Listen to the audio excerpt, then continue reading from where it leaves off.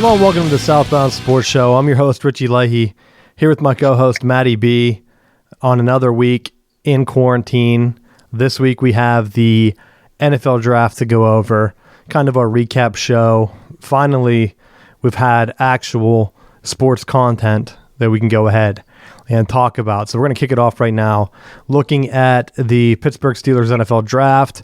If you're with us on Facebook or watching this on YouTube, you'll be able to see the pick breakdowns that I got from NFL. So you can definitely check those out. We go live on Facebook every Tuesday night at 9. For those that just listen on the podcast, we'll be hitting those up now. They didn't have any picks in the first round. Matt, were you surprised that they didn't trade up? No, because historically Pittsburgh hasn't been a team that has been willing to move up.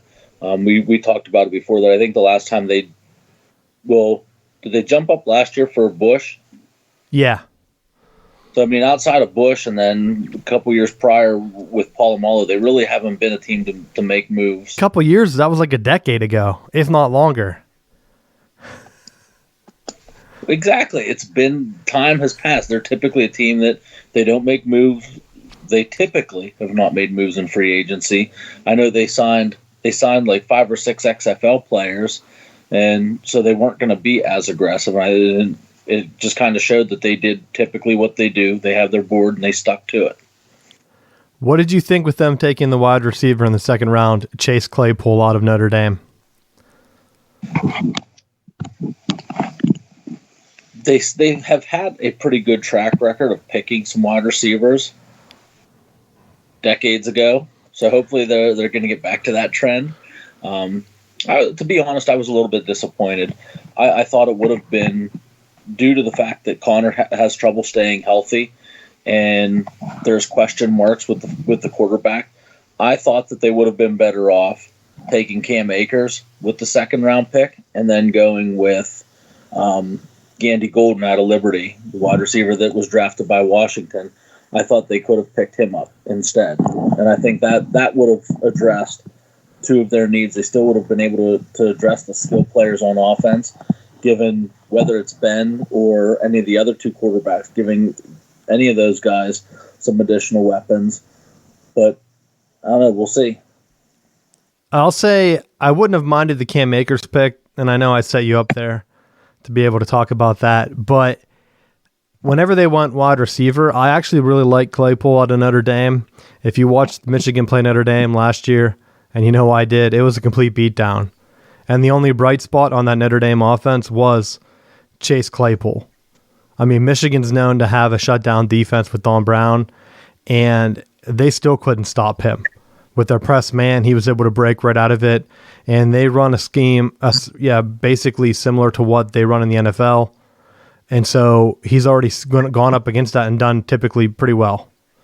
And so that's something that I like to see whenever they get a wide receiver. And they've had a couple of different strategies. They went with Washington whenever they got Mason Rudolph, just for that familiarity's sake.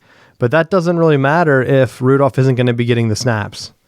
And he had his chance last year, and I mean, he was even outplayed as a wide receiver. I know did he have the most touchdowns on the team? I know he was number one in something. But by going Chase Claypool, they're able to get a guy that's bigger, a big body guy on the outside, powerful, able to break through in one-on-ones. And I actually didn't mind them taking that with a second-round pick because they had a chance to go running back. They ended up getting a running back in the fourth that I thought played pretty well in the Big Ten, Anthony McFarland out of Maryland. And they actually got 2 guys out of Maryland, Antoine Brooks Jr., the safety, in the 6th round. But McFarland was one of the bright spots on Maryland's team.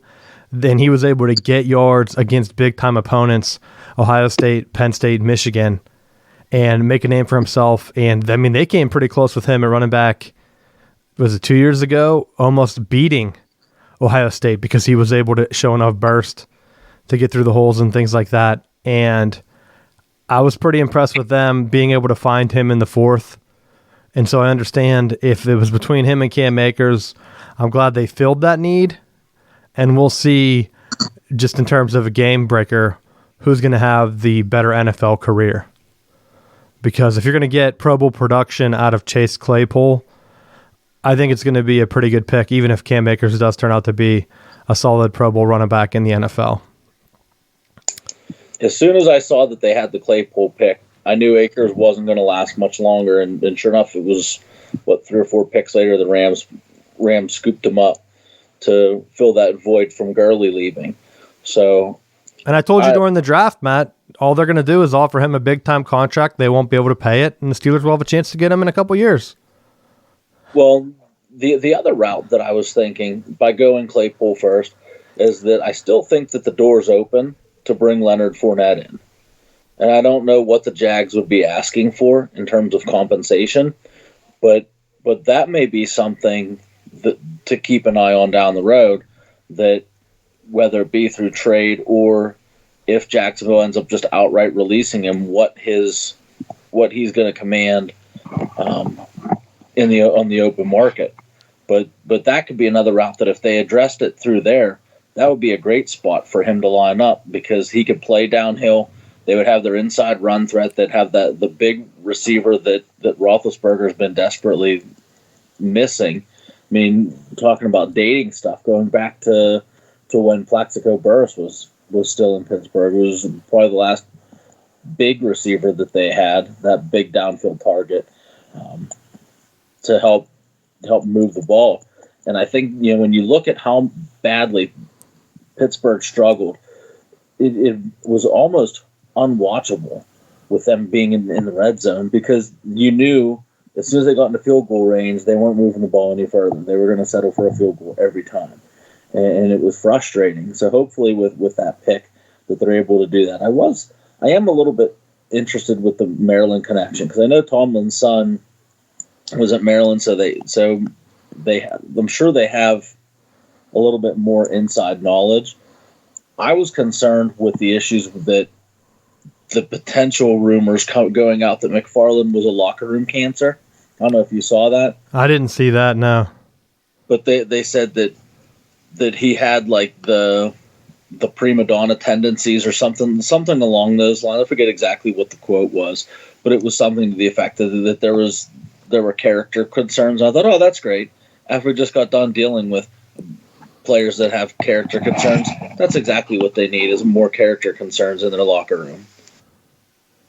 But I wonder how much of that still goes back to the DJ Durkin years. I'm trying to look up the exact years that he was there. And I mean, even just on a team like Maryland that has quarterback issues, he's able to get the ball in. I mean, of course they're going to have some locker room issues whenever they're on their 5th string quarterback every year. I mean, that one year, weren't they playing like a converted wide receiver at quarterback? Like, that has to weigh on you whenever you're the only guy that's out there breaking runs and making yards and things like that. I mean, just looking down through some of his logs for the games, I guess last year he had 60 yards against Michigan, averaged like 4 yards a carry.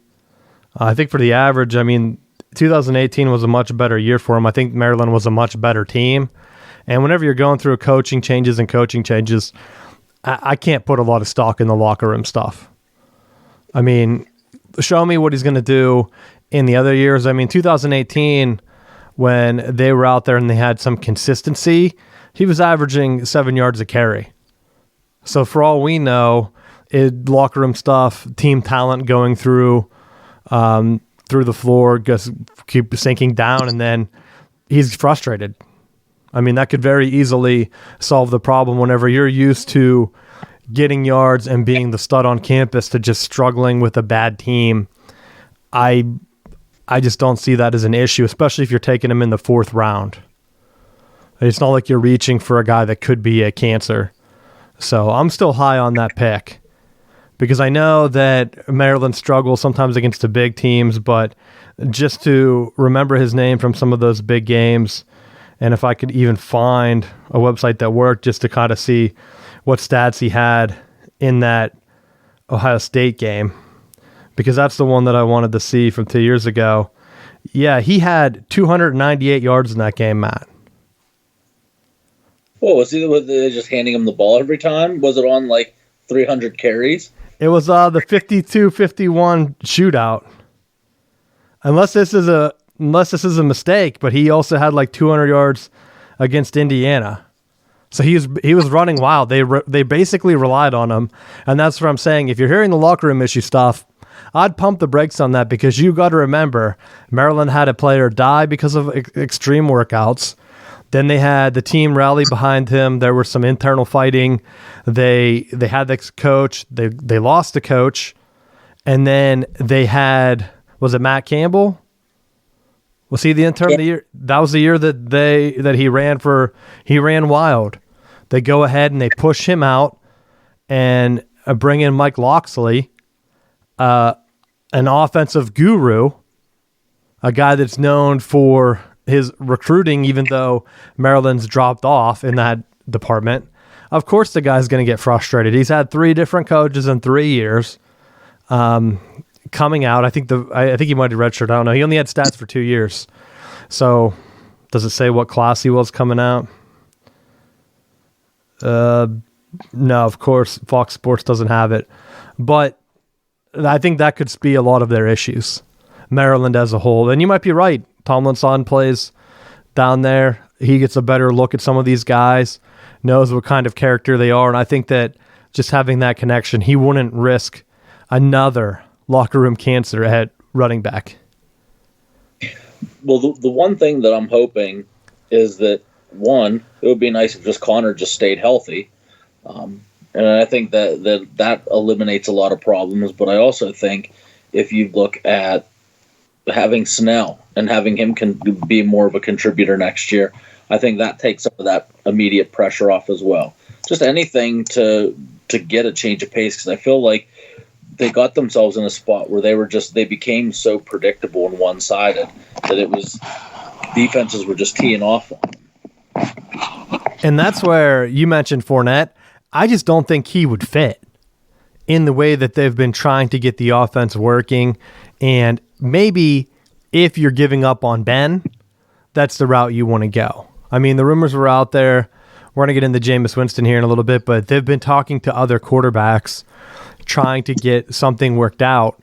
And I think whenever you're going for a pass-first offense like Ben and the type of quarterbacks they're looking at, drafting Mason Rudolph, guys coming from systems like that, they want more of that type spread-type running back that makes one cut quick, and that's it.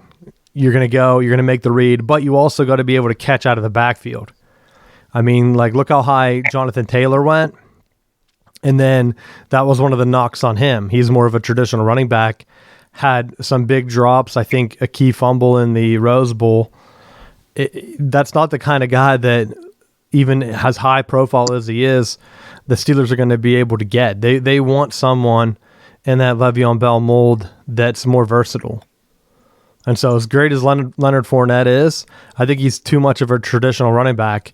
If it was known for sure that Ben was going to be out, I would say 100% bring him in, because you need that stability with the other quarterbacks on the roster. I hate to say it, but if you're being realistic, you do.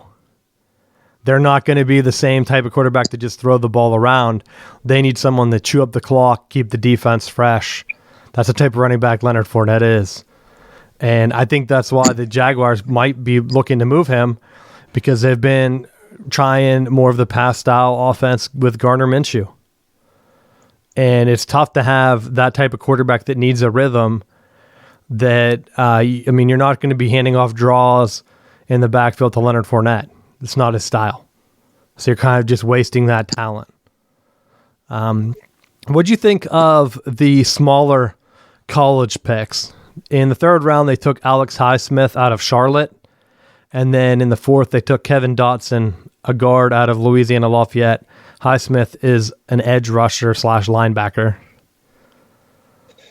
I really didn't know. Honestly, I don't know too much about the picks other than the general stuff that's been put out. But I think Pittsburgh's had a track record of looking at the lesser known players or lesser level colleges and different things and pulling people out. I would trust that for the better part of the last month being under quarantine, that the front office people in Pittsburgh know what that, we're using that time wisely. So I would assume that they knew what they were getting, and obviously it was enough that they were willing to draft them. I would say for the guards and even any offensive line position, that seems to be more of a crapshoot where your production in college doesn't really match what you're going to do in the NFL, at least consistently. So I think that one comes down to what the coaches see. If they looked at measurables, some of the workouts that they've done with the players, and they think that he matches what they see at practice every day, that's successful, go for it. I think everyone was pretty negative on the Highsmith pick because you're taking a linebacker that's more of an edge rusher. I think the NFL, even here on our video board, lists him as an edge, but I think they were trying to get him as more of an outside backer. And you're getting him, someone that you could have got a little bit lower in the draft. And so I almost wonder if that was more of a makeup pick for someone else. Like, I wonder if they were trying to get that running back in the third round and someone that they had on their board went off the board. And so they just kind of settled knowing that they could have got him in the fourth. I mean, I just don't know why you would reach for a lesser known player, especially that high in the third round. Or unless you really do think highly enough of them that you're willing to run the risk that you can get a long-term deal done with Dupree. That could be true too, because he's in his 1 year franchise contract or whatever, franchise tag deal. But just looking at it, whenever you're going through, you didn't have a lot of high picks. So that third round, of course, I try to bring it up, and they have the autoplay video on the NFL. So if you can hear that, I apologize. But they have, let's go down. So the Steelers, they didn't really even have that many picks overall. So they were drafting late in that third round. Were there any other running backs? Darrynton Evans from App State was picked right before. Zach Moss from Utah. Keyshawn Vaughn from Vanderbilt. And then, I said, the round before would have been like Cam Akers. So, I don't know. It's tough to tell in the draft. They move so fast that if that's the positions they're looking at. Dobbins is going to fall to the third. Yeah.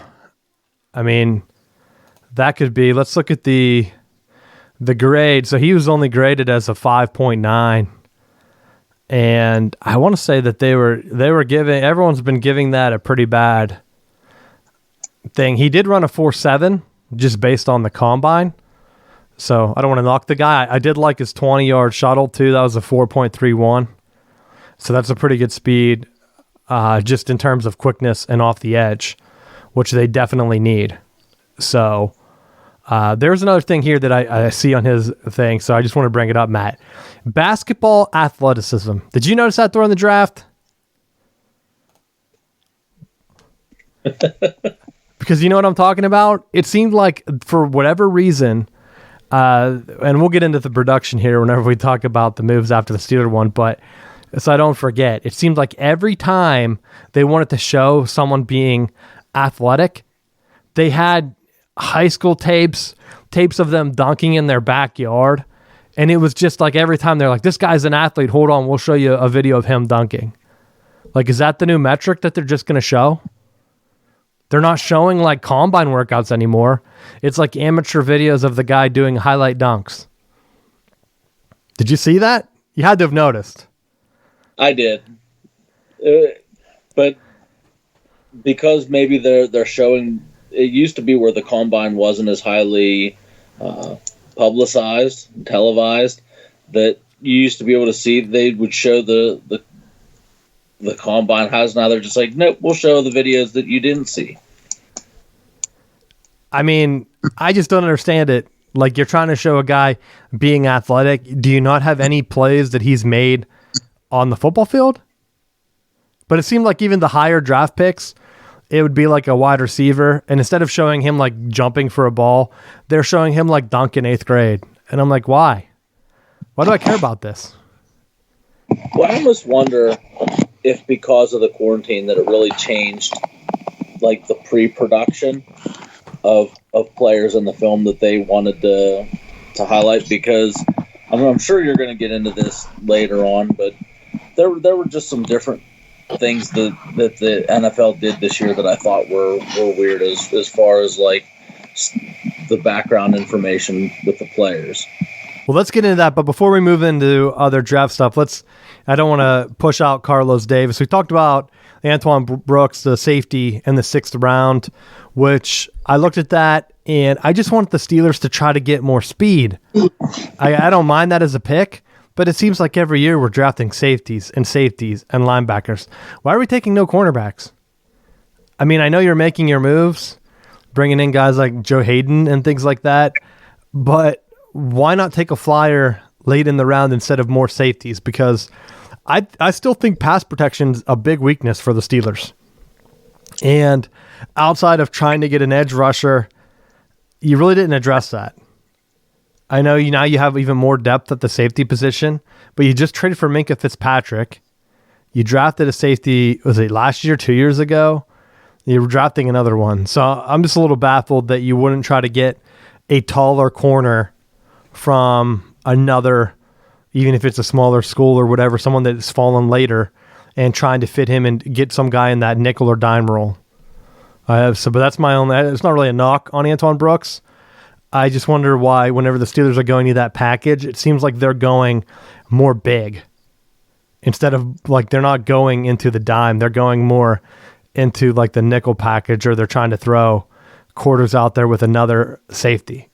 And it's just slow and weird because not that many teams utilize like dual tight ends and things like that. You're looking at the Ravens, a team built on speed, and yet you're going to throw in more of an old school defense. I just don't like them, the direction, but we'll see if it works out. The last pick, Carlos Davis, defensive tackle out of Nebraska in the 7th round. And I really don't mind that pick either, because I think that one could potentially have a lot of upside. You're picking in the 7th round of a guy that in college also went through coaching and philosophy changes. And so that's usually where you can pick up a guy that might be a little bit more talented that slipped in the draft because production on the field dropped because the scheme dropped or scheme changed. You're recruited as maybe a 4-3. They switched to a 3-4, something similar. And I'm simplifying it. I don't know the ins and outs of Nebraska, but I do know when Scott Frost came, they weren't good, but they went to pretty bad. Haven't made a bowl game with him, I believe, as the head coach. So it's not like they got the Harbaugh bump where they immediately won 10 games 3 years in a row or whatever it was. Scott Frost went into more of a collapsing rebuild. And so Carlos Davis, I'm really hoping that the Steelers win on that end by just a guy that had production suffer because of coaching changes and some other things that were outside of his control. But anything else you have on the Steelers? Well, the one good thing with all of our draft picks is they're going to Pittsburgh, so they'll actually get to experience some success. Because definitely with the programs that these guys are coming from, they really haven't come from successful programs. So that's something optimistic for our new class. Notre Dame, they've had winning years. Throttled in bowl games. He did get beat down in that Michigan game, too. Nebraska, I mean, yeah, you're right. I don't know what Charlotte and Louisiana Lafayette's records were, though. But sometimes you got to pick winners, Matt. Although I think winners matter more for quarterbacks than anything. Maybe like your key defensive middle linebacker, but other than that, we'll see. So let's get back to some of the draft stuff. I have on here the biggest draft moves as our topic, but just in terms of the change, first off, do you think that was Goodell's house? I feel like that was a stage. He had the M&Ms that he was like, they were disappearing, but I didn't really see him eat any. Like, you're just hanging out. Eat some M&Ms on TV. Who cares? Oh yeah, because that's what we want to see, him just gnawing on candy and drooling. Matt, I would rather have that than him just being like a robot with those cold deliveries. It's like he has a teleprompter with the joke up there, and he reads it so it dry. It's worse than me on the show. Because you know that he's not doing it off the cuff. Someone wrote that for him, and he's just delivering it dry. So they're not even like dry jokes. What was the one that really stood out? It was the Dolphins whenever they picked Tua, which I'm going to get into. And then they picked a lineman. But before they got it, he held up the card and he said, Tua, you're going to like this, Tua. Tua, you're going to like this pick. But the way he delivered it was almost like, is he reading that line? Did someone type that into the teleprompter? and then he read the pick as an offensive lineman or whatever they ended up picking. So I thought, so bad. And then he did hold up the M&M jar and say, look, it is getting emptier. Just randomly. I caught that. And I thought, why aren't you eating them? Who's eating them? That's the only thing that came to my mind is who's eating them. And is there anyone else there with you? Or are you on a soundstage being held captive?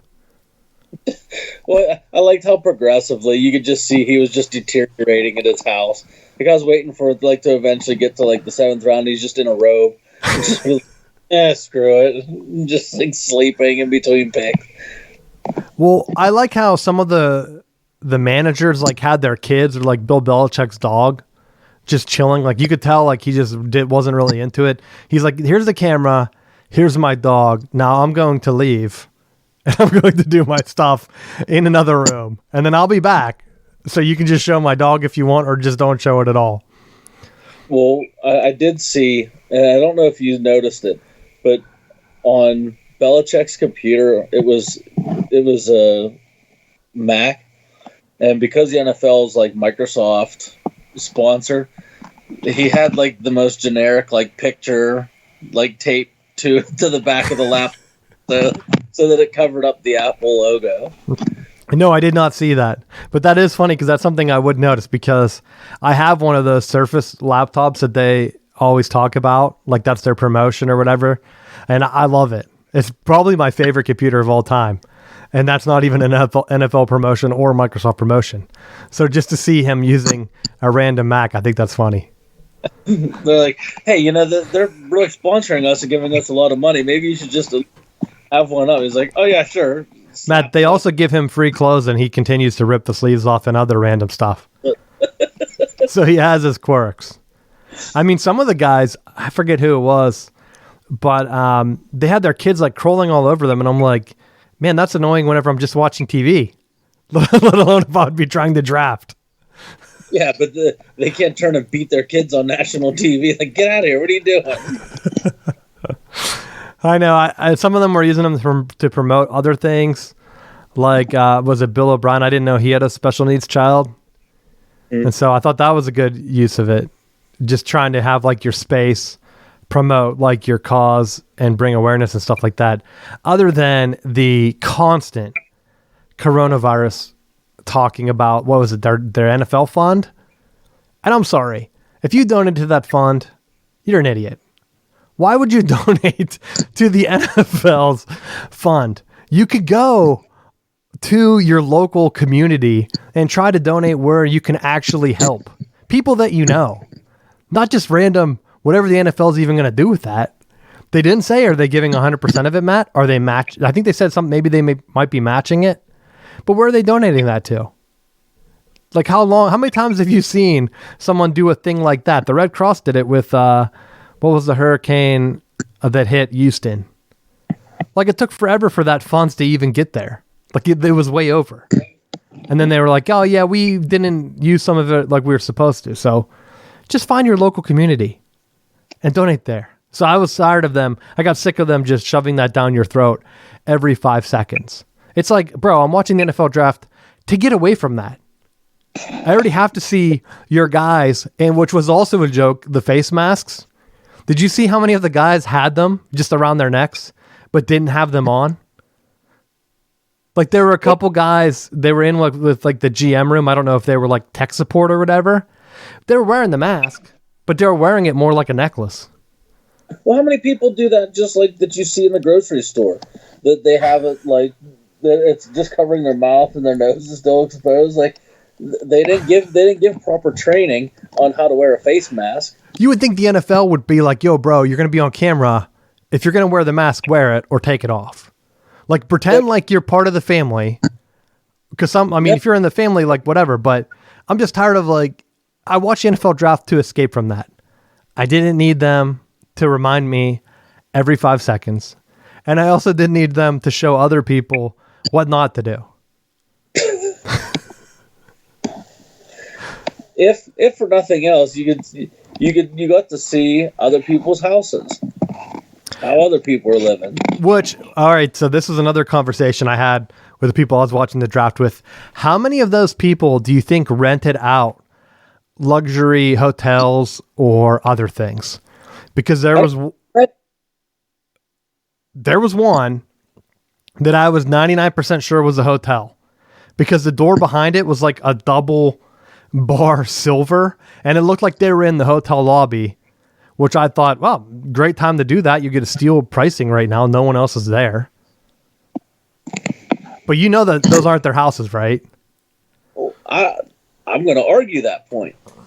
How many of those players may have had family members that received a house or assistance on a house or some kind of thing from a major program that was gifted to them by signing?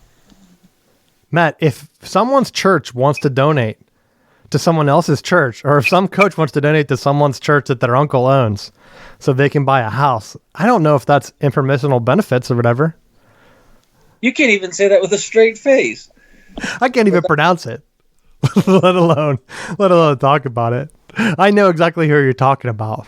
But that was like with a lot of those earlier picks. I thought, on one hand, you have ESPN's like talking about how all of these players are coming from hard backgrounds and they're sharing all of these hard pressed stories. But then every video of the players are in like a mansion. It's like, well, how are they in these nice houses if they're coming up like having these low poverty stories? But I also wonder if some of them were to the agent's house, because I bet that's a good mix. Because a couple of them, if you noticed, like the family would be like, they were all sitting on a couch, and it reminded me of like you go to someone else's house that you don't really know, and your family's kind of like they had like that nervous energy, so everyone just sits in the same exact like little section. That's what it looked like to me for a lot of them. I also thought, watching the way that people were acting, I think they were trying to. Some of the draft picks were having bigger parties and celebratory things because it is an important night. But I think at the same time, they have the national cameras. It's like spotlighting these kids, and they're hosting these big gatherings, and they're having to like keep people either quiet or pushed into other rooms, or to like kind of act like, no, we're maintaining social distancing and we're not doing anything. But then like the pick gets announced and everyone's like screaming and jumping, and it looks like there's a big party going on in the background. Well, not even that. How many cameramen do you think were at each house? Because for some of them, you're there for 3 days. I mean, they have footage for a lot of them, and especially the first, second round guys. They have professional crews from the NFL or wherever they're hiring, like they do the contract work. Remember, Bill Belichick used that as an excuse. Oh, that was just a contract guy we always hire to film the Bengals sideline. Like, we didn't know he was doing that. We use him for the draft, too. He films people's houses. So, I wonder how much of that, like, how many people did they have there? 3? 4?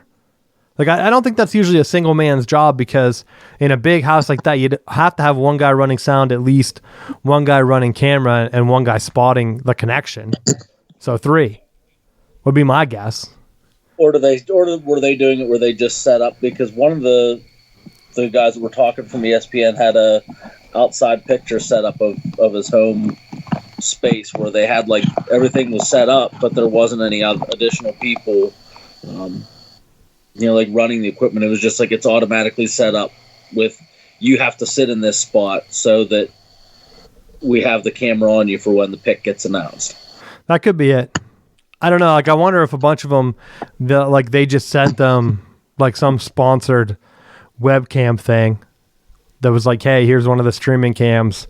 You just set it up and we'll patch it in whenever.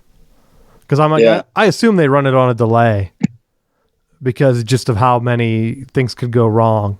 I mean, look at the Super Bowl. They were even running the Janet Jackson thing on a delay, and I think they still missed it, so they had to increase it. So, I don't know. I thought it was weird. I didn't mind the presentation. I just, like, it was too stale. Like, I wanted to see some more personality. I know that they were in, like, doing work, so you're just watching people do their jobs. But, like, Goodell, come on. Like, where was your family? Does he not have one? Like, you see all these other people's, like, kids and pets, and, like, even I didn't even see any of their wives. What were they doing? They're just like, here, kids, you're going to hang out with dad during one of the most important nights of his life this year, because he could be fired at any time. But please, go interrupt him while he's doing the draft. I got to go get my nails done. Oh, things are closed. I'll just be in the other room hanging out. No, they're running the camera. That could be. It just made me wonder, like, you're preaching all these family values and things, but you didn't really show that. And why not? Like, why couldn't everyone just be hanging out? And I mean, you can cut the camera in and out. Like, let me see what they're doing on their daily job or whatever. It's like a couple hours. Yeah, but you like the running joke has been, as we get ready to go on, I always ask my wife if she wants to come on, and every week she turns me down. So I could just be like, hey, the draft's going on. You want to come in? And they're just like, no, get out of here. Leave me alone. Well, that's why they need a wife's chair. It's angled so that it shows their good side. And then they just don't move. They could even just take a picture and then just have that still image the entire time, so you can't even tell that she left. Cardboard cutout.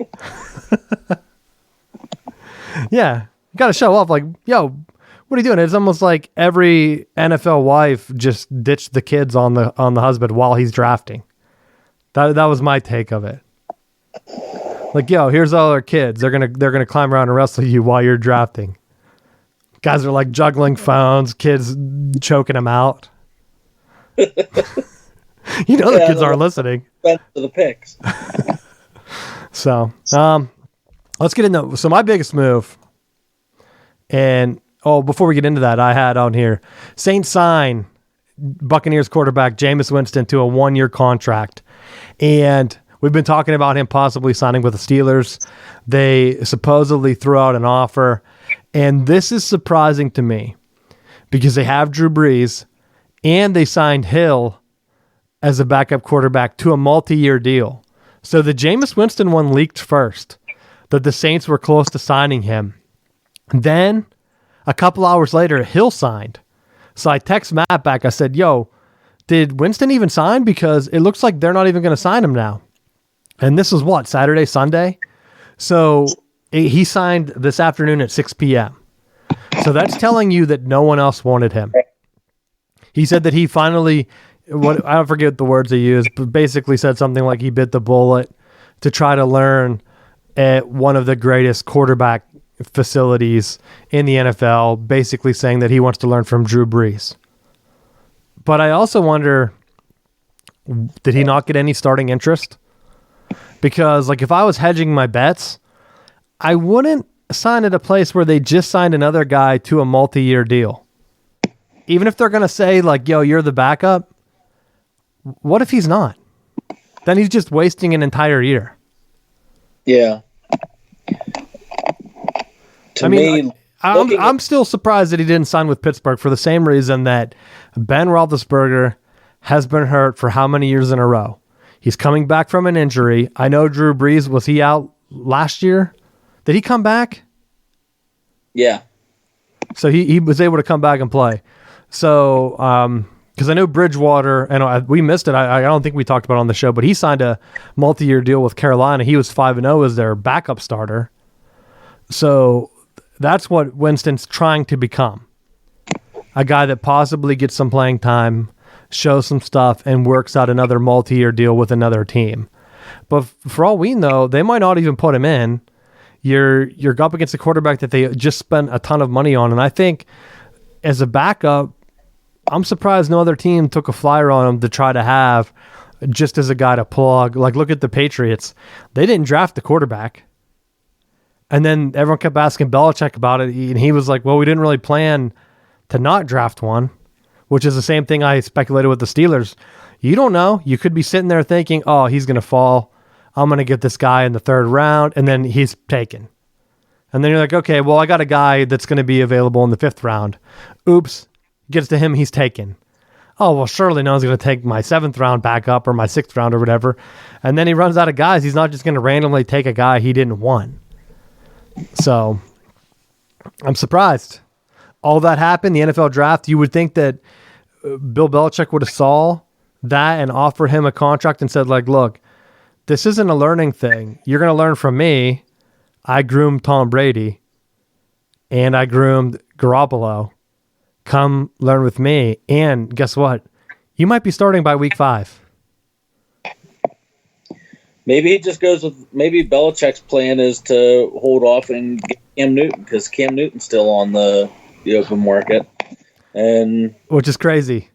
Take the more veteran quarterback. But with Jameis, maybe part of that is he was Georgia boy, went to Florida State, played in Tampa. Maybe he's a warm weather quarterback, and that would be a tough transition going from Tampa to Pittsburgh. And if you're looking at comparatively sitting a year out as a backup to go to a place like New Orleans where you could potentially work with Sean Payton, who's a pretty good quarterback guru, learning with Drew Brees, and having that opportunity to at least showcase what you have, because if he does end up getting a shot and doing well, it could lead to a bigger contract, and then that makes the extension for Hill more enticing for trade bait, or vice versa. Do well and then be able to trade yourself out. But like we were talking a little bit about it last week, there aren't many places that he's going to be able to go right now and be the day one starter. And the places that are available, like Jacksonville, do you really want to go to Jacksonville right now, as they're basically collapsing the team? Very true. That's why I said I'm surprised he didn't go to New England. But I think you're also wrong on the Cam Newton thing, because he's going to just end up in Pittsburgh. That's why I'm wearing a salmon shirt, Matt. Normally it winter's around, I wear like a darker sweatshirt or something I just have laying around, but it's warming up. I'm going to put on my spring colors. I'll get a fancy hat, some striped suit, just like Cam Newton, and then I'll come into Pittsburgh and, just show some style to the show, just like Cam will do as Ben's backup. He's waiting to get that word. Like, Ben, you actually thrown? Because I only saw that one Twitter post so far. Let me know if I should sign there or what the deal is. Okay, thanks. Bye. I know you're joking, but it could work. The suits? Like my spring colors, or what are you talking about here? Well, I don't know much about your spring colors, but with bringing in veterans like Byron Leftwich before, had some success as a backup after being the starter for a while. I like that. Ride it out as a clipboard carrier and spot relief. All right, well, I have one more thing on the board. Draft related, not speculation. Oh, I guess it is kind of speculative. The Dolphins selected Tua, I don't know how to pronounce his last name, with the 5th pick of the 2020 NFL Draft. Matt, good or bad?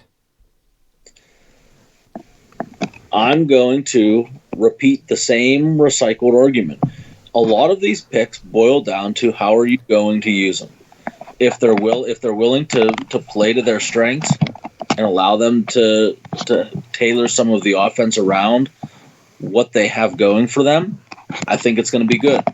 Obviously, the Dolphins did their homework and felt like his rehab and procedures and medical stuff was good enough that he was willing to be drafted there. So if that was the guy, then bully to them. I think that you don't want to be in a spot where you need a quarterback and you don't have one. Well, that's one. It came out today that the Chargers had said that if the Dolphins wouldn't have grabbed him, they were going to grab him. But I think that's just a talking point. And I don't even know why they would bring that up anyway. Because they were going to say like, well, they kind of twisted it and they were like, well, we thought they would draft Herbert. And so we were lucky to get him. Because our plan was to draft Tua after they drafted Herbert, but he kind of fell to us. But it was just a weird thing that they were like doing these mental gymnastics to try to bring both of them up. And it's almost like, why? And you weren't going to take him. There were rumors that he might not even have been drafted at all. So it was shocking that no one cleared the doctors. It came out, it leaked that at least a couple of teams had Tua completely off their boards. And for the Dolphins to just take him with the 5th pick, it's just like, we're not ready to win yet. That's what you're telling your fans. And it's not even like, yo, we're not ready to win yet. You haven't been ready to win yet for years. But they have Fitzmagic. Matt, were they in the playoffs? When's the last time they were in the playoffs? Fitzmagic. Like, you don't even know. I don't even know. It's probably a long time. And so you're telling me that they drafted a quarterback that I think one of their beat writers I read said, this is going to be a great pick in 3 years. So everyone remember this article so you can come back to it and see that I was right. And I said, it's going to take 3 years for him to be healthy. Like, that's not your number 5 pick. That's your 6th round pick. Or like a project that you take in the 4th round at quarterback, or like even the Steelers took Rudolph higher. I don't remember where he was, but like you just don't take the number 5 overall on a guy that might be good 3 years from now. And I mean, I'm all for left-handed quarterbacks because I'm left-handed, and growing up, I had like one? Steve Young, maybe Mark Brunell. We'll see around the same time. Yep. Like there weren't that many left-handed quarterbacks growing up. So in the league right now, I think they said there's none. I would love for. That's it. Who? It's Tua. He's the only one. Yeah. So that's what I want to see. Like I want him to be successful, but if I'm a Dolphins fan, that's my biggest draft. It's not even really a move. It's just a pick. And it's almost like, yikes. Like, if I was a fan, you're selling me on hope and hype, but it's not even like Joe Burrow elevated LSU to a level that they haven't been in my lifetime. He took them and made them a quarterback team. Tua has played for Alabama where they have churned out quarterbacks. When has one worked out in the NFL, Matt? Ooh. Are you going back to like, was it Bart Starr? Who else played at Alabama? Joe Namath? Joe Namath, Snake Stabler. Kenny Stabler, probably the last one. Matt, that's like before I was born. So you're telling me that you're going to have all these Alabama quarterbacks that are great, put up great numbers, they're going to be great NFL guys, even the standard pro style guys. They're in the booth in 2 years. I haven't seen anything from Tua that made me think, wow, Alabama's quarterback play was 100 times better. Nothing made me see that. I mean, and then he's hurt to boot. And it wasn't even his first injury, Matt. He played that game hurt where he hurt his hip. He was already hurt. So you're looking at a guy that could be injury prone. I mean, he had a horrific injury, so I hope he's healed. It's just too many question marks for me. Even Herbert, when they picked him, it's like, why is everyone picking quarterbacks so high? Herbert didn't look good for half the year. Because here's the deal. You draft the quarterback and you get the bump from jersey sales. It's not flashy to spend your top 5 pick drafting an offensive lineman. And then you have the Browns franchise, Matt, where you end up with a stadium full of quarterback jerseys from the past 10 years.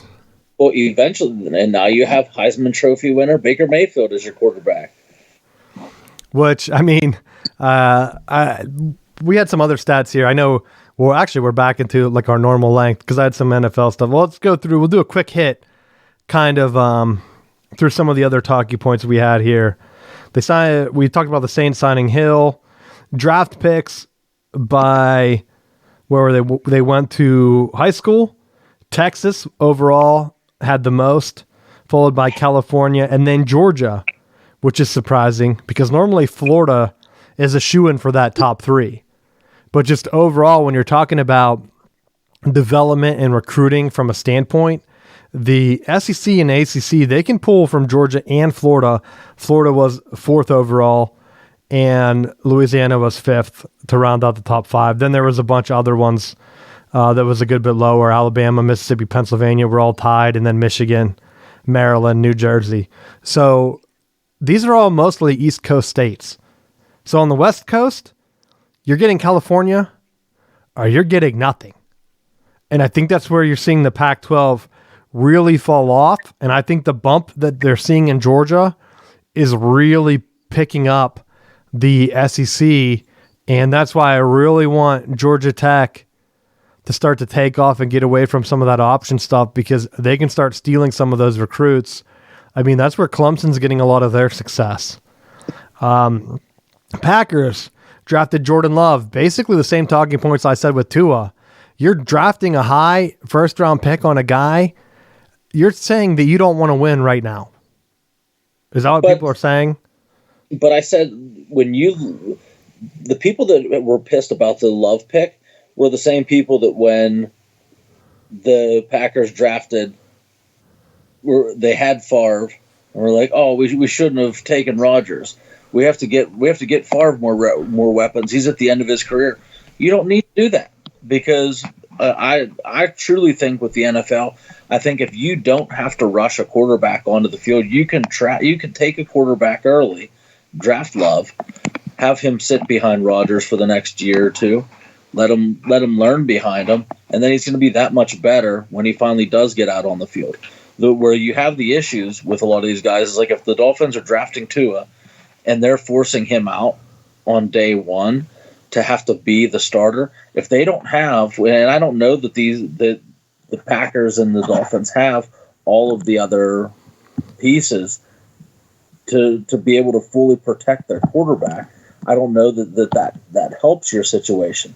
When you have a strong, like with Burrow going to Cincinnati, it helps because they have Joe Mixon back there. They have the wide receivers that they can give him enough support that he doesn't have to go out and win the game. So if they're going to trot him out game one, he doesn't have to win games for them. All he has to do is just not get hurt.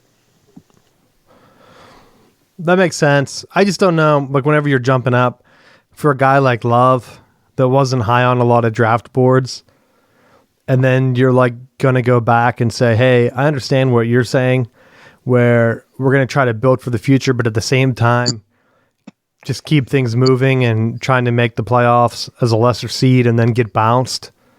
It's just a weird thing to have. I think it's a little bit different than the Brett Favre one. I remember everyone thinking the Brett Favre era was over, and they were kind of just waiting for him to retire at that point because of the mistakes and stuff that he was making, where Aaron Rodgers, I gave him a lot of grief on the show. They really haven't built around him. So it's almost like a weird legacy thing where if I was him, I'd be looking to leave. Almost Tom Brady-esque, just without the success. Why not go prove it somewhere else? It's going to get you weapons. Look at what Tampa Bay has done. It is crazy. They bring back Gronk, and then they get all weapons, Matt. All their draft picks were offensive guys for like the most part. I thought, oh my gosh, we made fun of the Falcons for doing all offense. I was just watching the Buccaneers sign all these guys and bring in. And then O.J. Howard said he wanted out, which I thought was a selfish move.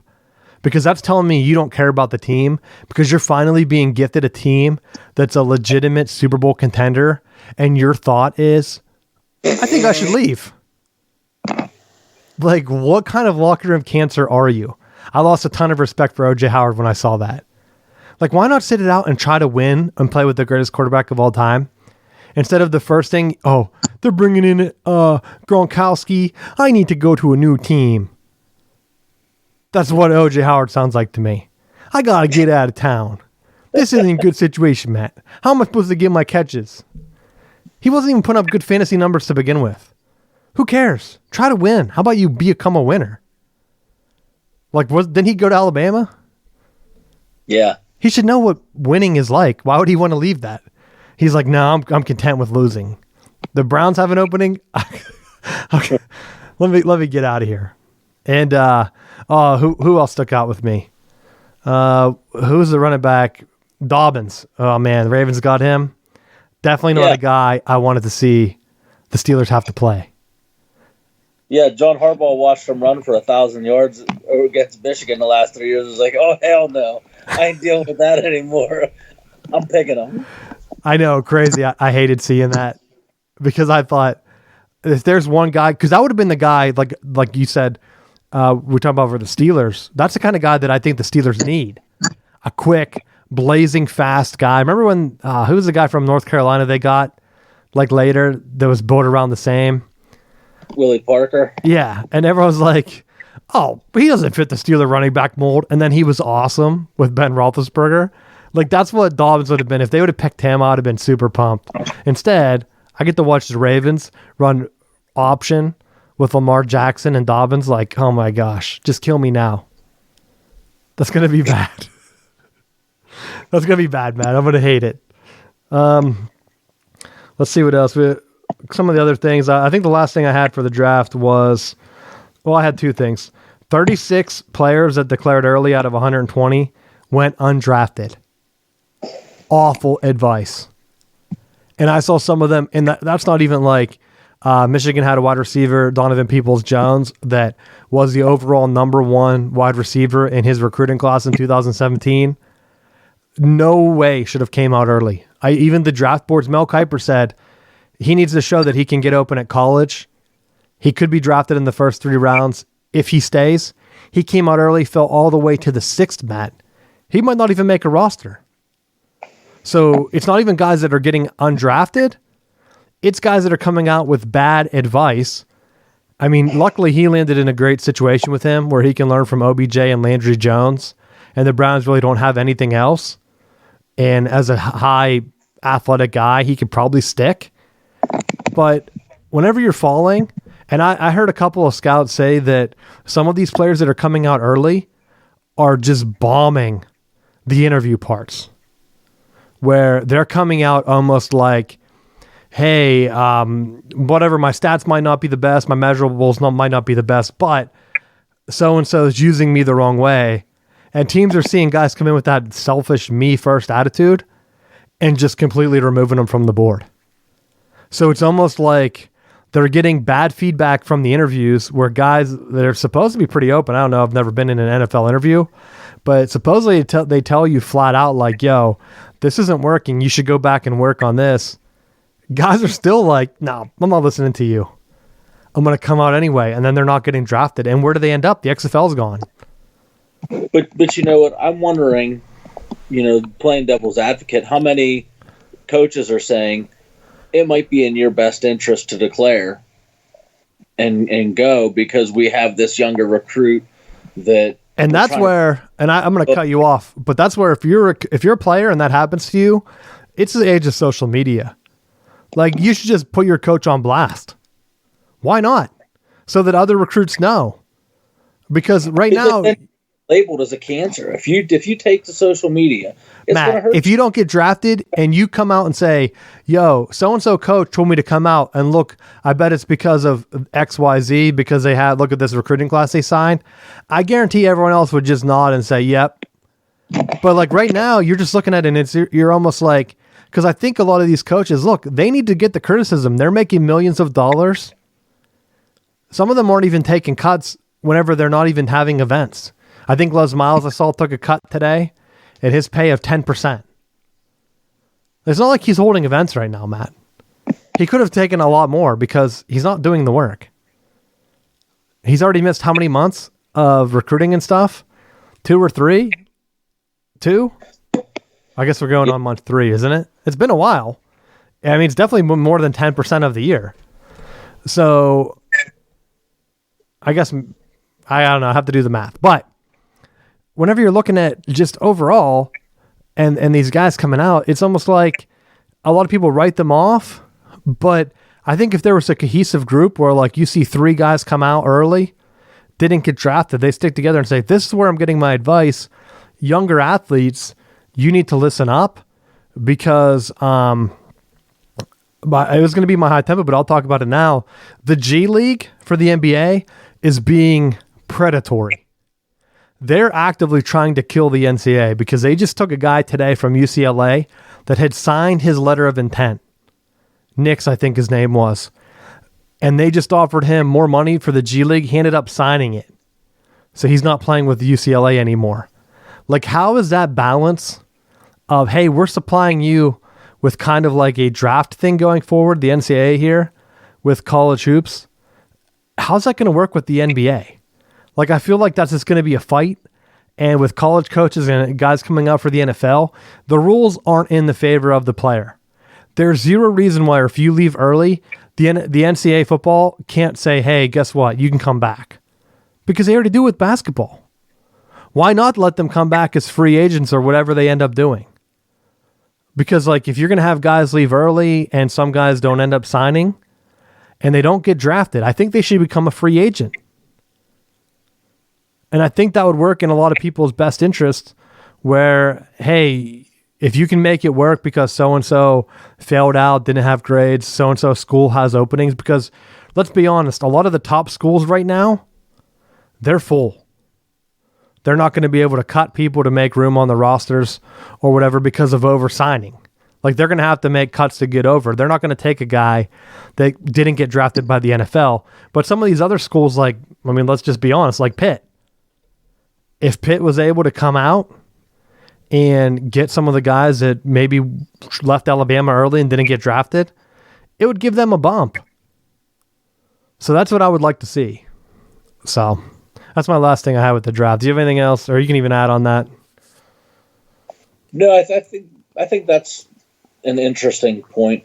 But I do believe that, you know, if you're in a situation where the coach is saying, we have these other guys, it's going to help you out or look better for you to declare than to, like, if you stay, then we're going to, bury you on the depth chart. You're not going to get the amount of touches, and it's going to hurt your stock further. You know, you have a better chance of doing something this year.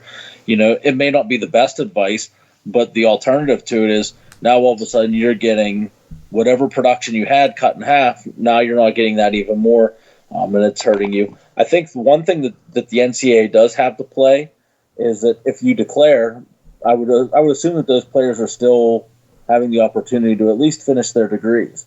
Where if you just declare straight out from high school, you don't have any of that fallback to those colleges. Am I wrong there? The latest I heard was that the G League said that if you sign as a way to combat some of the things, that they're going to pay for your college.